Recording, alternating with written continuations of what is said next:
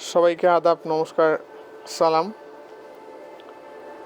বন্ধুরা, আমি আজকে এমন একটা জায়গায় এসেছি, এখানে কেউ ধনী গরিব নয়, সবাই সমান। যে মানুষগুলো একটা সময় হাসতো, স্বপ্ন দেখতো, দম্ভ করত, আজ সেই মানুষগুলো মাটির নিচে নিশ্চুপ। হ্যাঁ, যেখানে মানুষ এসে একদম নিশ্চুপ হয়ে যায়।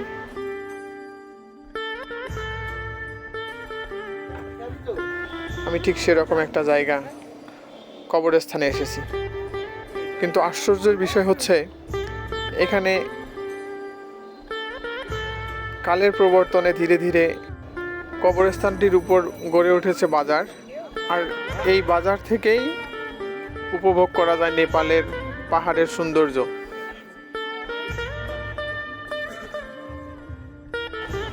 দেখেন, এই যে কবর, এই বাজারটাতে অনেক কবর আছে। আমাদের সাথে আমরা সবাই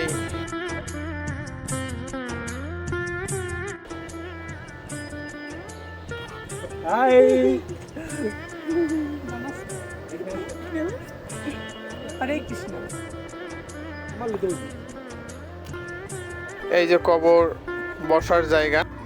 প্রতিটা কবরের পাশে যেন গড়ে উঠেছে এক একটা দোকান, কিংবা দোকানের পাশে কবর। এটা ভারত নেপাল সীমান্তবর্তী হওয়ায় বাজারে সর্বক্ষণ ভারতীয় আইন শৃঙ্খলা রক্ষাকারী বাহিনীকে দেখা যায়। বাজারে সব শীতের কাপড়, কারণ এখানটায় বছরের সারাটা সময় জুড়ে শীত থাকে। তাই এখানে যারা ঘুরতে আসে তারা মূলত শীতের কাপড়ই কেনে বেশি। বা কবরের উপরেই অনেক দোকানগুলো গড়ে উঠেছে কবরের উপরেই। আর ওই যে ওইদিকে যে পাহাড়টা দেখা যাচ্ছে, এটা হচ্ছে নেপাল।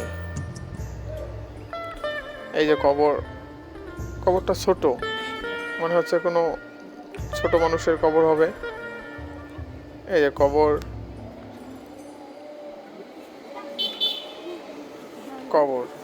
এই যে কবরের উপরেই দোকান, কবর।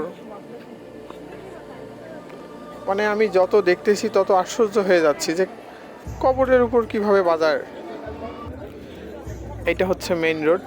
এই রোড ধরে প্রতিদিন শত শত ভ্রমণ পিপাসু মানুষ দার্জিলিং থেকে মিরিক, কিংবা মিরিক থেকে দার্জিলিং যাওয়া আসা করে।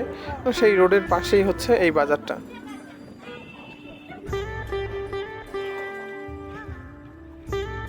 এইটা হচ্ছে গিল্টি ভিউ বলতে একটা জায়গা, সেখানটায়।